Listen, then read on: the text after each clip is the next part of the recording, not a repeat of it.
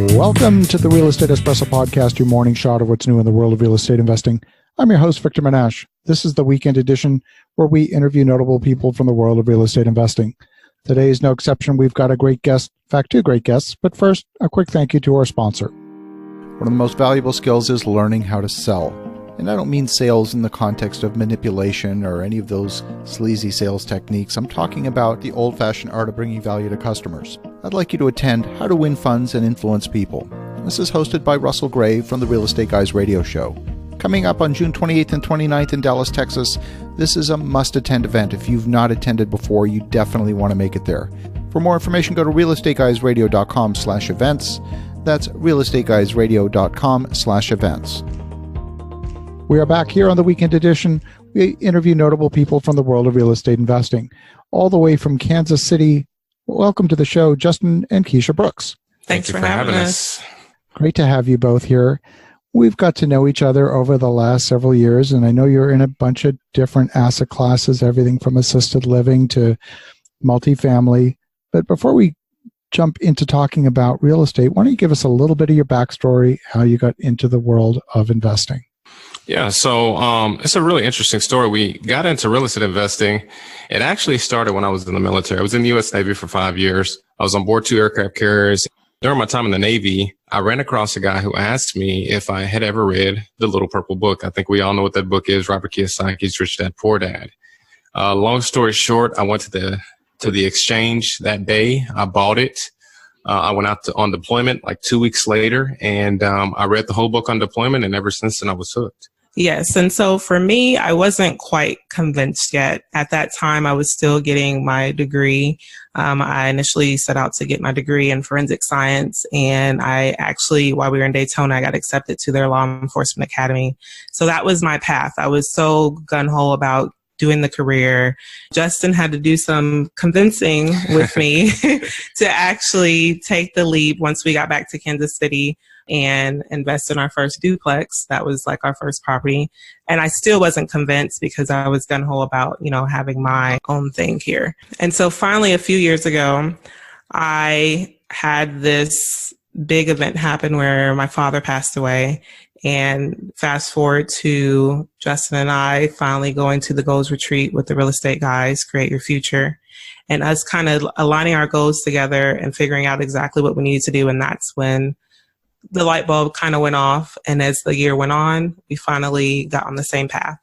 I love that. And so fast forward to today, you're in a few different asset classes. You got into senior assisted living locally in the Kansas City market. Tell me a little bit about that experience. What's that's been like? So it's been interesting. We got into assisted living about 3 years ago.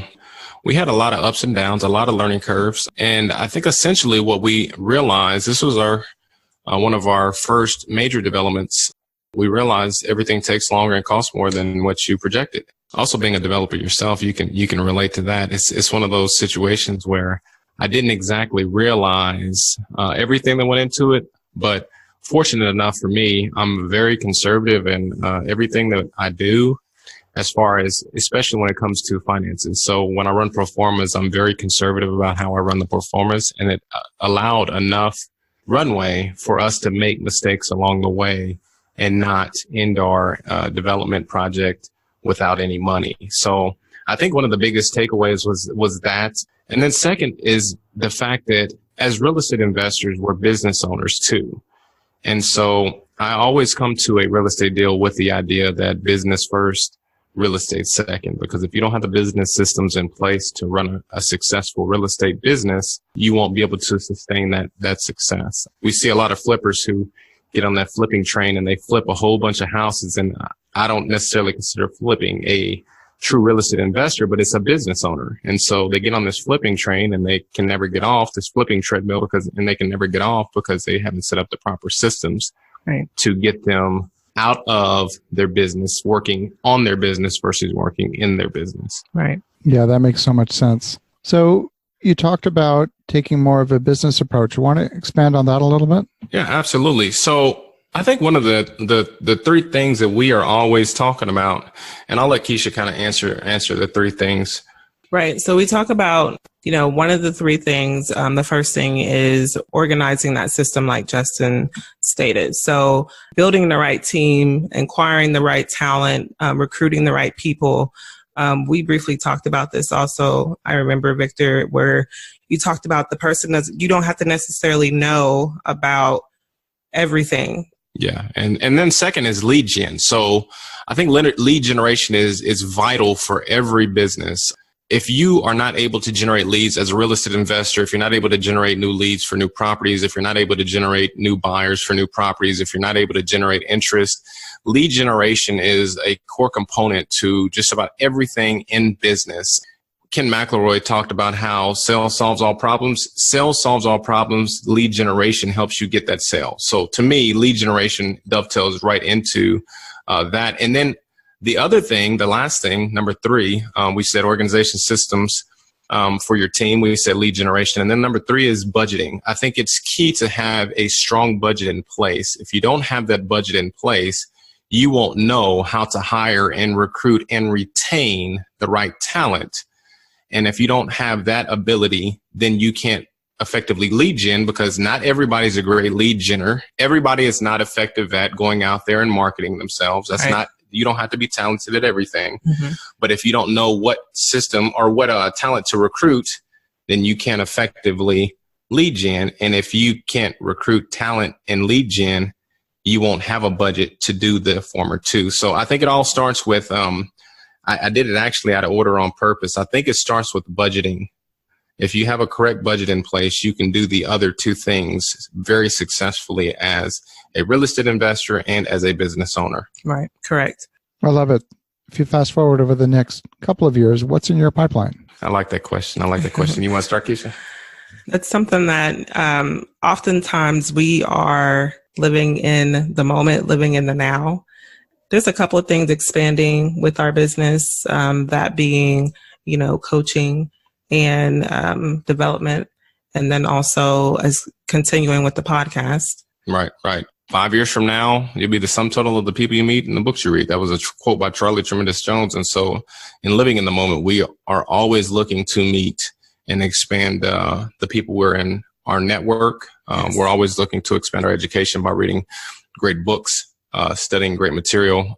As far as tangible, of course, assisted living, a few multi-tenanted projects that we have in our pipeline. We talked about basically partnering with the right people, joint venturing with the right people, building the right systems, building the right teams to do multi-tenanted projects. And that could be commercial, that could be retail strip, office building, all of those things. The last would be, of course, our coaching and our mentoring, which is actually not even something that we really intended to do. We set out to really add value to the community as a whole. When people would come and ask us, how did you do it? We didn't have a systematized way to give people a good answer. And so that's why we created the podcast.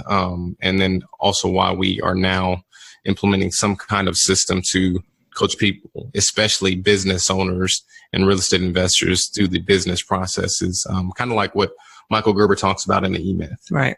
One of the strategies that a lot of investors gravitate towards is to do things locally, do things in their local market where they have ability to control what's going on and see things directly. What's your philosophy on that? Are you sticking local or are you going further afield?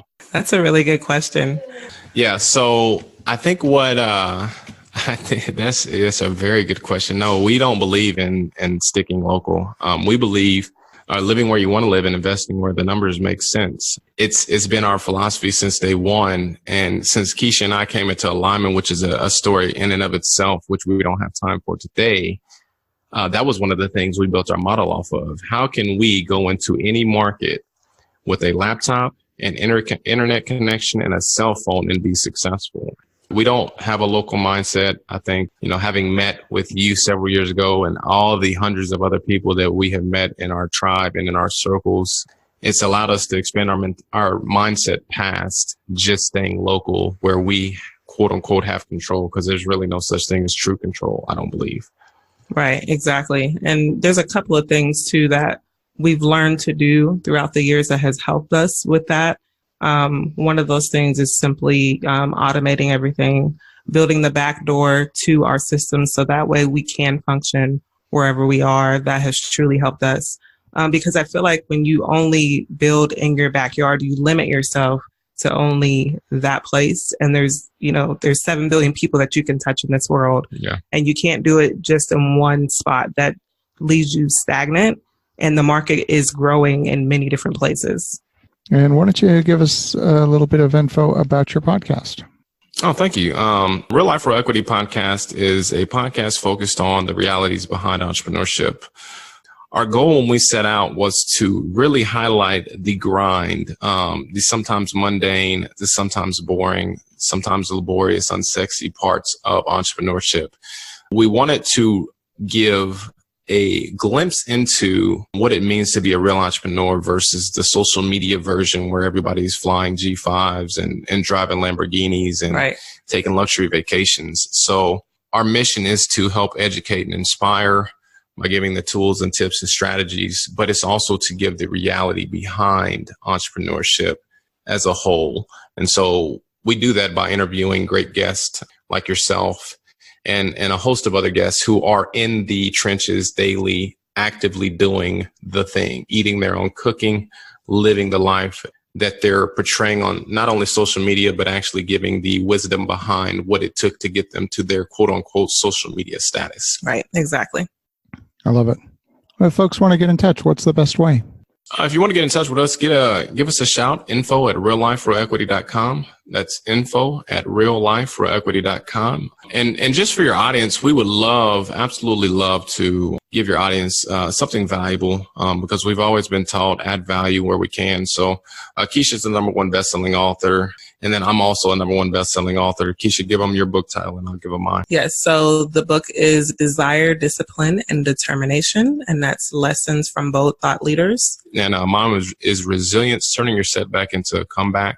We were both invited by our good friend Kyle Wilson to be a co-contributor to this book, where there's over 30 entrepreneurs who give their story of not only resilience, but also desire, discipline, and determination. Absolutely. So we want to give away that book for free. Keisha, what's the best way to give it to them? So to get that book, you can simply go to realliferealequity.com/ebook, and you'll be able to download that book for free.